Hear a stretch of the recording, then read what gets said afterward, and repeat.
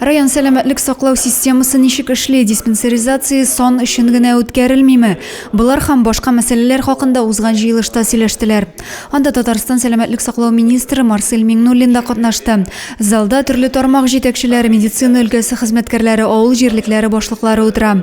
Министр сүзен узган елда шушы тармак буенча республикада башкарылган эшләрдән башлады. Аннары экранда район үзәк дәваханәсе эшчәнлеге белән бәйле соннар күрсәтелеп, шул хакта сөйләшү барды.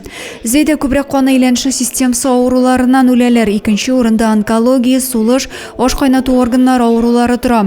Авыл җирлекләрендәге фельдшер-акушерлык пунктлары эшчәнлеге нәтиҗәлелеген арттыру, авыл халкына тиешенчә медицина ярдәме күрсәтү турында да сөйләштеләр. Фельдшер исәптә торучы һәр авыруның хәлен белеп торырга җаваплы икәнен онытмаска тиеш, диде Марсель Миңнуллин. Диспансеризация үтәргә килүче халык өчен дәваханәдә барлык шартларда булырга тиеш. Профилактик чараны сон өчен генә түгел, сыйфатлы итеп башкарыгыз дип мөрәҗәгать итте медицина хезмәткәрләренә. Очрашу ахырында министр район дәвахана җитәкчелегенә үзенең теләк-тәкъдимнәрен әйтеп, район табибларының эшеннән канәгать калып китте. Адилә Борһанова, Максим Майоров, Александр Тимофеев, Зәй хәбәрләре.